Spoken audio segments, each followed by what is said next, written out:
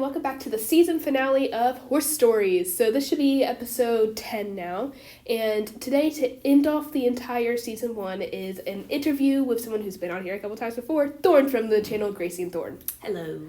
So Thorn, today we're talking about the renovation or sort of mural-like things you're going to be doing inside of the new place that y'all moved to.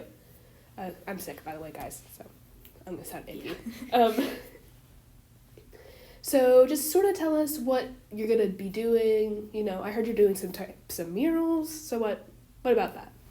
Well, I don't have a final draft yet, but my first draft was a bunch of glitched eyes inside the galaxy that breaks like glass into another image, but me and Gracie turns that into something that's going to be going inside of our clubhouse. That's super cool. What sort of decorations are you putting inside of your room? This is going to sound absolutely terrible, but it's basically going to be moody, LED, and as dark as I can make it with white walls. Well, so I watched y'all's Gracie and Thorn video. Check out their YouTube channel and subscribe.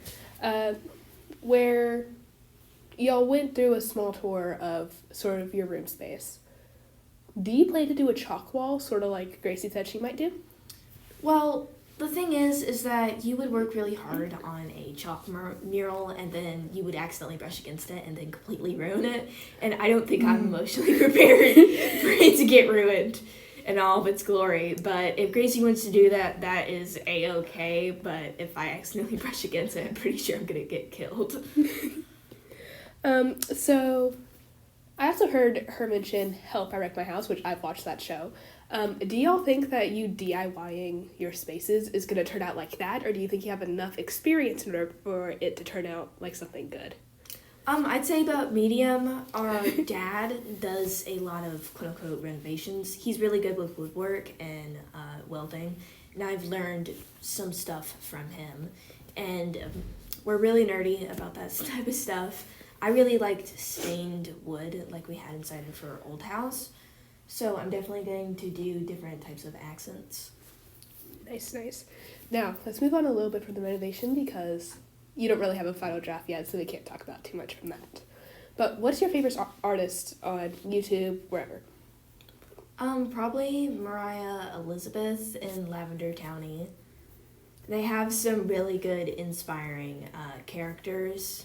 Definitely. And I really like her comic. Yeah.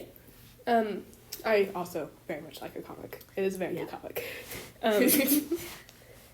So who taught you the most about art, and when did you start? I've been doing art ever since I could remember. In first grade, I made not an entire book. It was like one of those kiddie books that you filled out yourself. Of different personas. I drew a picture of Steve and things he liked to do while he's doing it. I had an anime style way back, but now I am more of a new school. Usually anime don't have probably 3 foot long eyelashes. Yeah, I've seen some of your art. It is very, very pretty. Where do you think you got the most, inspiration for that style? Was it more you just came up with it, or did you slowly develop it while watching a bunch of other people? I actually came up with the eyelashes myself, but a lot of the anatomy, oh my god. Anatomy, oh my god. Just pretend that I said it correctly. I learned it a lot from different artists, or just what? I didn't have coffee today, forgive me. Yes, you did. You drank it in front of me. No, it was a baie. It's different. It's different. It doesn't kick you in the teeth. But what I'm trying to say is I picked up a lot of my body style and different types of outfits from either Pinterest boards or Mariah Elizabeth, or I love to draw manga.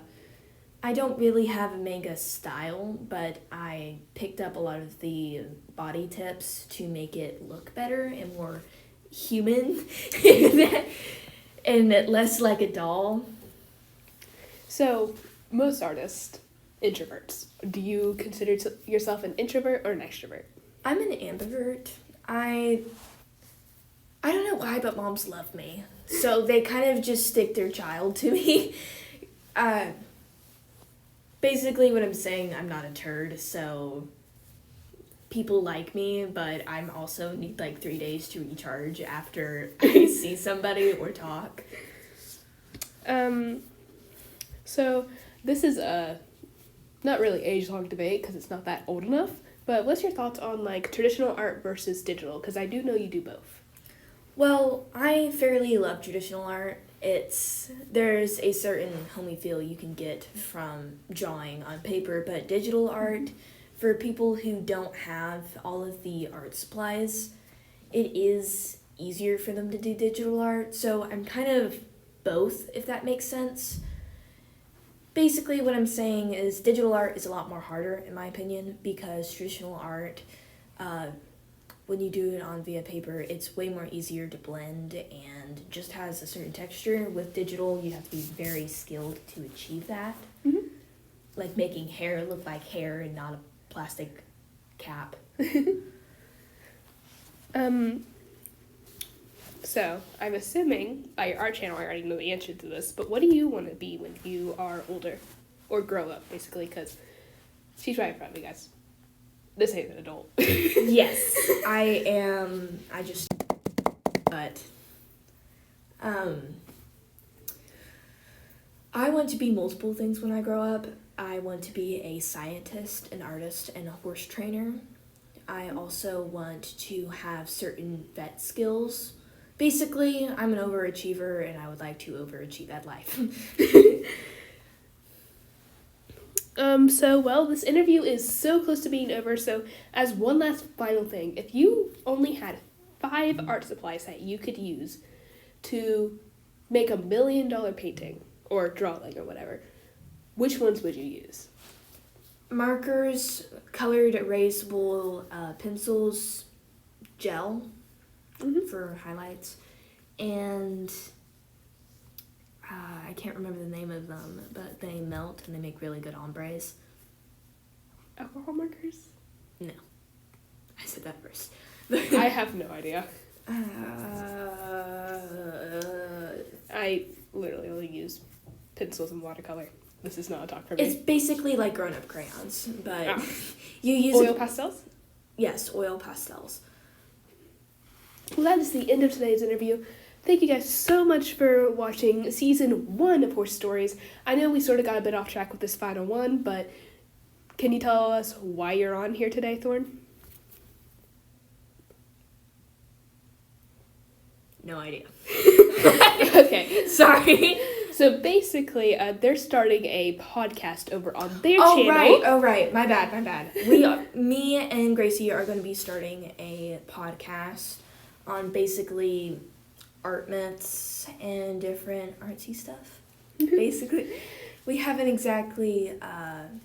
Vocal Point is doing different art tips that we can explain without showing y'all a picture. Okay, everybody, so that is the end of today. Thank you so much for watching season 1 of Horse Stories. Bye!